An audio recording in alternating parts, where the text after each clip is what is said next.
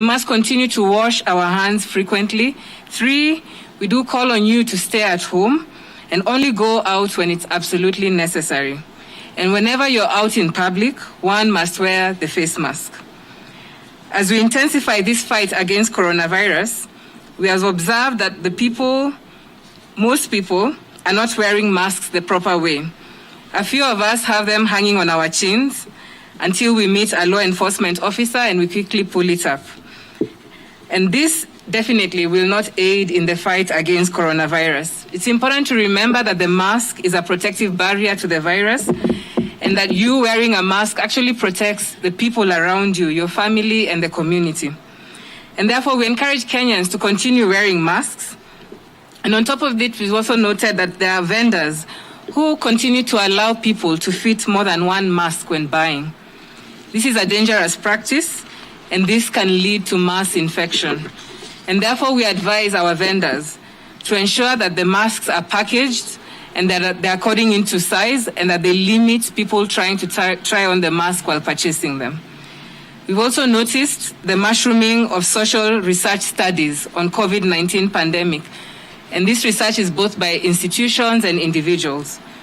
While we encourage our people to continue researching on this matter, it is important that this research must be directed through the National Commission for Science, Technology and Innovation, NACOSTI. And guidelines are available as to how you can submit your research proposals for ethical approvals and for oversight. Fellow Kenyans, since we embarked on targeted testing in certain regions, we witnessed a gradual increase in the turnout. Our teams are continuing with the exercise in areas where we've identified as hotspots. This includes Kawangware, Isili, and Mvita in Mombasa County. The targeted testing is meant to help identify and isolate the infected in order to prevent further transmission. And there's no way we can be able to fight this virus if we do not know where the virus is. And therefore, we continue to urge you, Kenyans, in these areas to willingly come forward and be tested, because testing is the most effective strategy of breaking the chain of transmission. Since our last brief regarding our coronavirus situation, we've managed to test 1,012 samples in the last 24 hours. Out of this number, 25 people tested positive for coronavirus. And out of these cases, 15 are from Nairobi, whereas 10 are from Mombasa. All the 25 cases are Kenyans, and none of them has a history of travel. In terms of gender, 13 are males and 12 are female. The age distribution of the new cases ranges from 6 months to the youngest to 60 to the oldest. And the cases are distributed as follows. We have 8 in Isili, 1 in Mathare, 2 in Kawangware, 2 in Umoja, 1 in Kahawa West, 1 and 10 in Kariobangi South. In Mombasa, from Old Town, we have 8, Bombolulu 1 and Jomvu 1. This therefore brings to total the number of confirmed cases in the country to 490, just 10 shy of the 500 mark, and this is serious. On a positive note, however, we've recorded 6 discharges, and this brings to 173 the total number of those who have so far recovered from the disease. And as we conclude today, we'd like to thank you, Kenyans, for being part of this campaign, and to remind you that it is important that you adhere to the containment measures. We shall now be open to questions.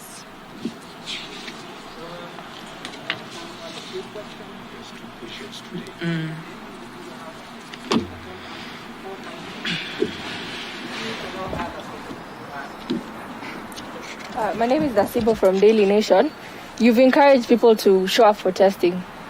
But if I show up and I'm isolated, my family will be quarantined. Who's going to cover the expenses of quarantine at this point? Then the second thing is health workers. They have issued a strike notice.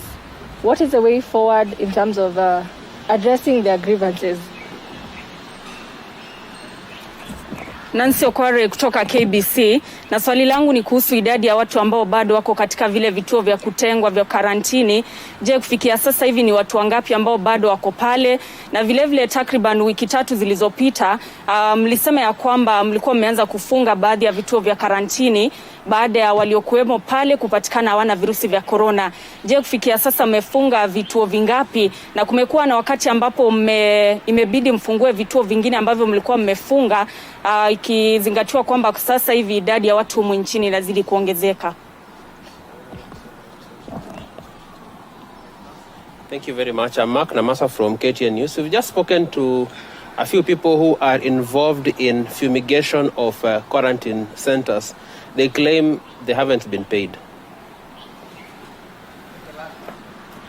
My name is Chumtai Goin from Citizen TV.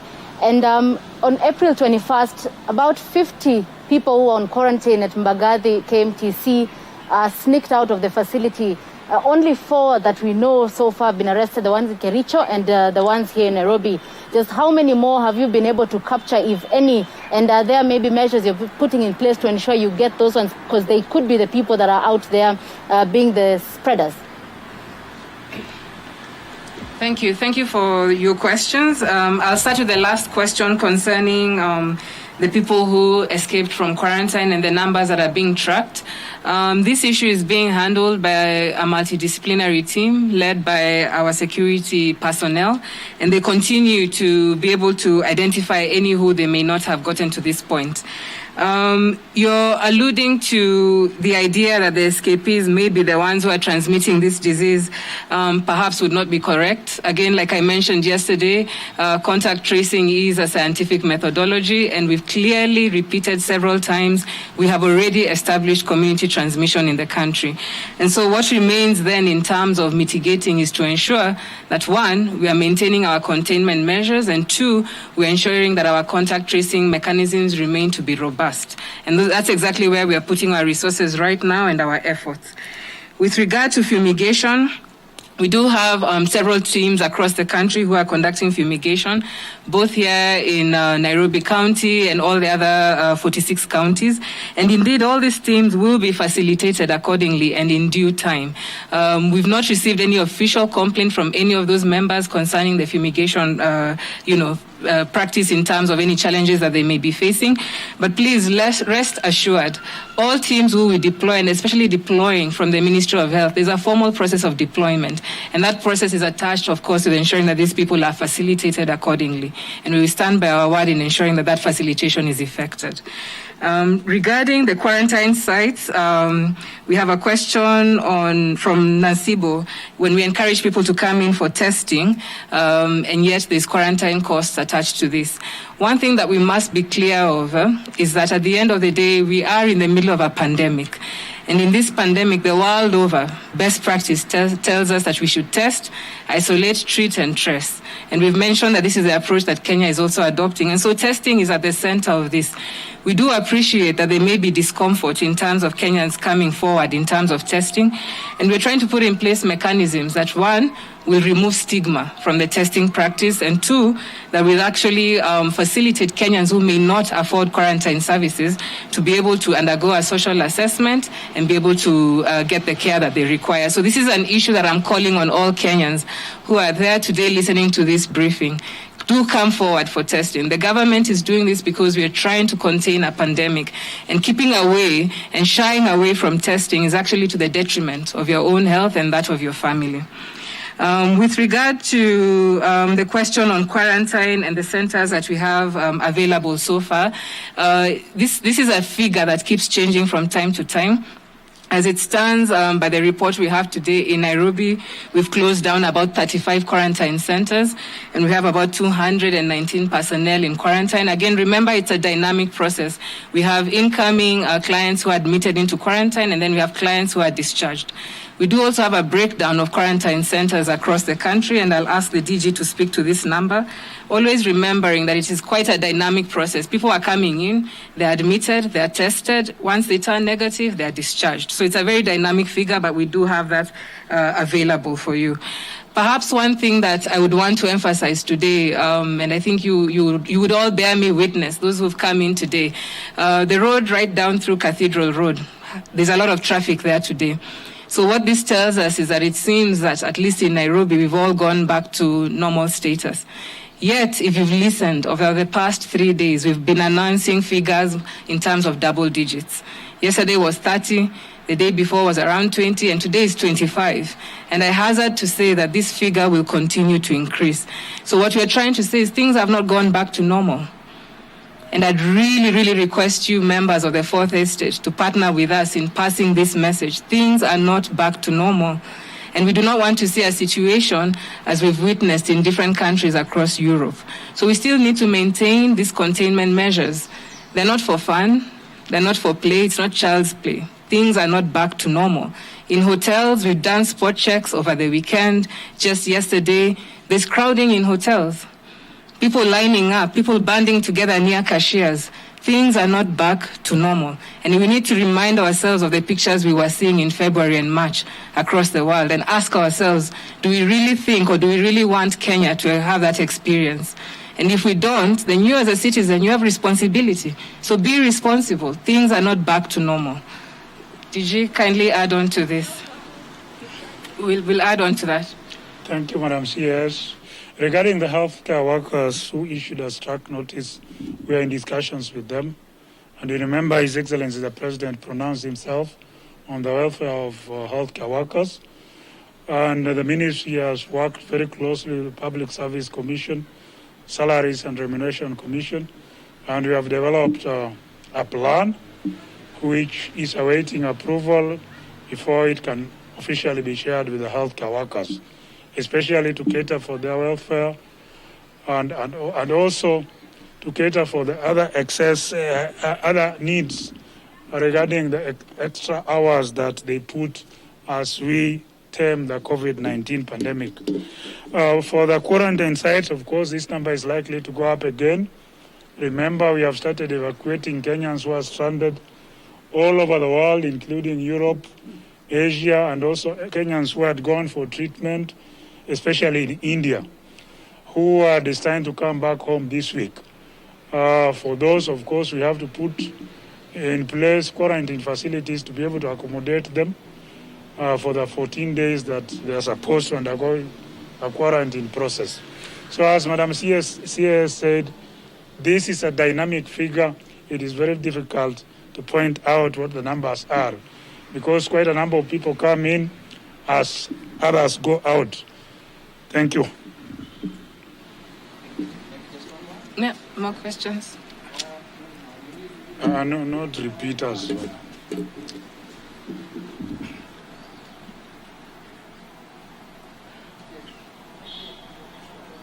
Curfew violators, up to now, you said that, okay, the AG, Inspector General is actually going to provide spaces for such people. Where particularly, and what really prompted the government to do so, even after saying that, okay, there will be a quarantine in government facilities. And then another question is pertaining to the scientific or the research over the new medication, or the medication of COVID-19. Quite a number of countries across Africa, particularly Madagascar. Yeah. Madagascar has actually tried to come up with a... Sorry, I can't hear you. Louder, please. Some countries in Africa have also tried through their research to come up with a medication of COVID-19, particularly Madagascar. Maybe as a country, how far is KEMRI in their research in terms of identification of the new medicine for COVID-19?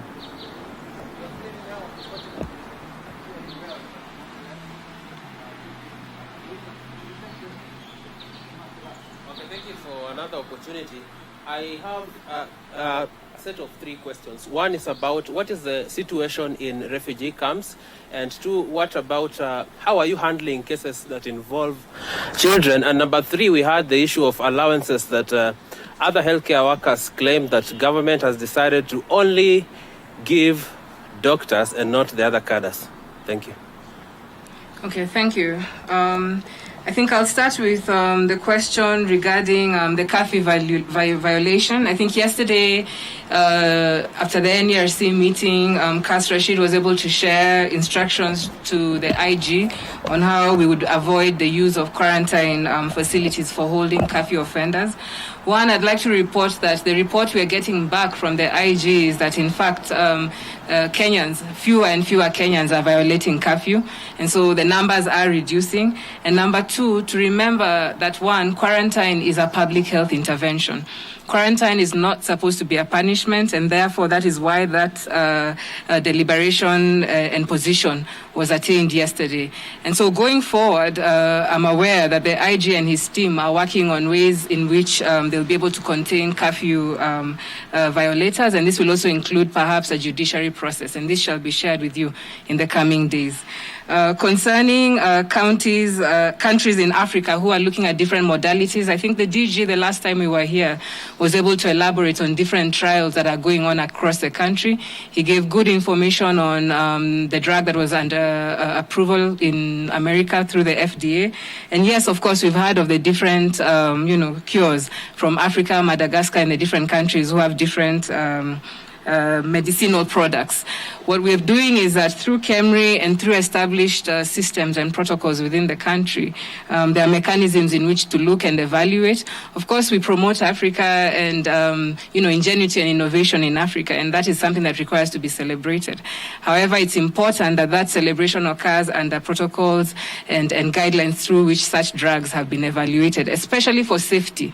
Remember, at the end of the day, a drug comes into your body.